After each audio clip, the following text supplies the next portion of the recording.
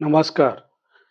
आज मी तुम्हाला अशा एका व्यक्तीची ओळख करून देणार आहे, ज्याचे जीवन म्हणजे संघर्ष, मेहनत आणि समाजसेवेचे प्रेरणादायी उदाहरण आहे. बहुरूपी आदिवासी आत्माराम, संघर्षातून झालेला गावाचा कारभारी ही त्यांची जीवनगाथा आहे. या व्यक्तीने अत्यंत दारिद्र्यपूर्ण परिस्थितीतून जीवनाचा प्रवास सुरू केला. लहानपणापासूनच त्यांनी विविध भूमिका साकारल्या.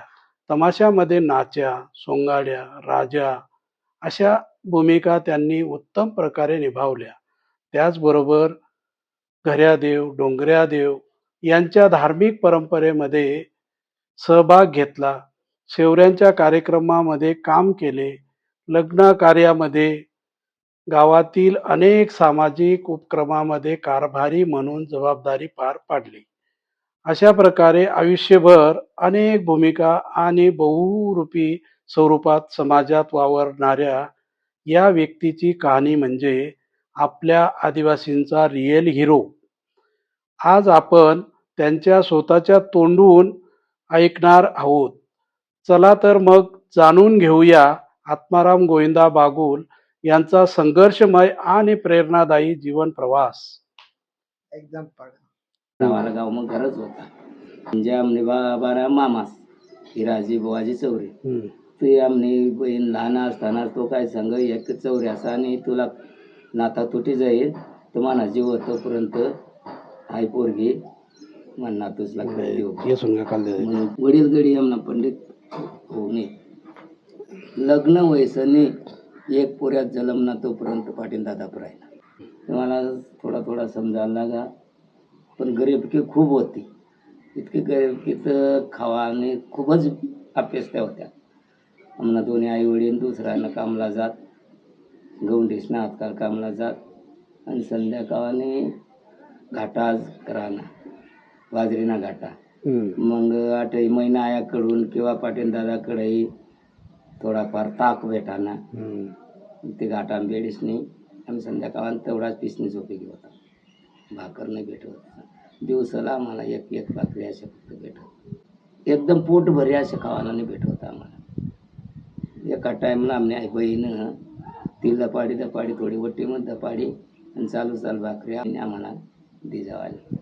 नाहीतर मग हा वडील गडी ना बकऱ्या सामने ना त्याला भाकरी बांधली द्यात तवच बहीण त्याला एक भाकर बांधताना जास्ती बांधदेवा आणि तो बकऱ्या पुढं काढी देवाना पांदीला फिरी घ्यात नंतर गोळी काढीन फिरवाना एक भाकर सोडीने आम्हाला दिजावाना. एवढी परिस्थिती अवघड होती.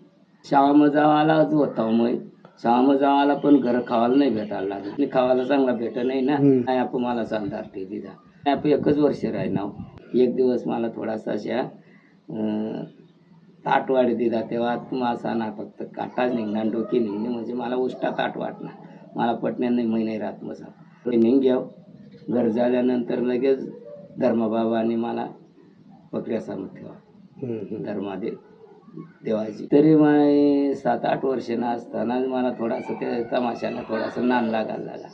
त्या सांगू मग थोडा लहान असताना तरी जावायला लागावं ती काहीतरी गाणं थोडासा व्यवस्थित म्हणायला लागावतो. पैसे मला त्या जोडेच धरायला लागतात. हाय जोड मग एवढी मोठी वयस्कार जोडा असताना तो पैसे त्या समोर जायला होता. 1-2 वर्ष मस्त मला तमाशाला नांद लागल्या.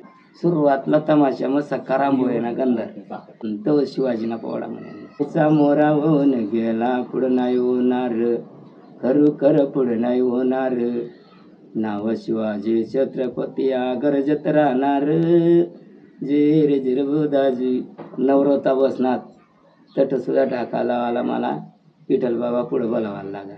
मग मला नाच करा 1-2 टाईम तशी नाच करा तर ते नाच काम मला पाहिजे साज घिसणी मला ते आवडत नाही. मला थोडासा राजपुत्र सारखा काम केला पाहिजे अशी माझी इच्छा होती.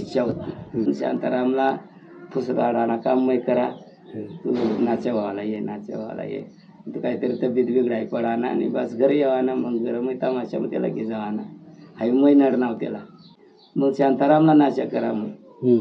मग या ज्या जुन्ना त्या थोडासा कमी होता यात पण मोतीराम राऊत माधू राऊत आणि सीताराम जाधव यश मला सोडेल नाही, मग नवीन नवीन थोडा तयार करात मी अजून मोहन ठाकरे, ज्ञानदेव ठाकरे, बाबुराव जाधव अशा माधू गायकवाड, राजाराम ठाकरे आई जोडाको तयार. मग काही दिवस आम्ही बाहेरगाव बी तमाशा बी घेऊ करा, एक टाइम केकवारीला घेऊ, पण बाहेरतून नाशा आणा, मग सोंगाडीना काम करा, राजपुत्रांना काम करा, आणि जे जे काही बाहेरतून लावणी ऐकी आला गाव म्हणजे साला फक्त सीताराम जाधवला फक्त काळू सैनी लावणी होती, पण बाहेर ज्या काही लावणी ऐकी हो ना मग त्यात बैठक बस आडीने ते अगोदर ठिकाणी संगीता काढा बुऱ्या हलवाय.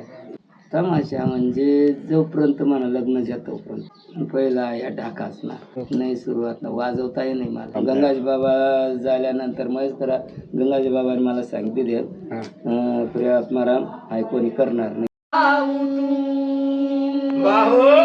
प्रत्येकला म्हणे 40-40 वर्ष औषध दिला आणि मानवी विचार करत हे भाऊ मानवला भावडा भारी भारी रे भाऊ तू रे आवडा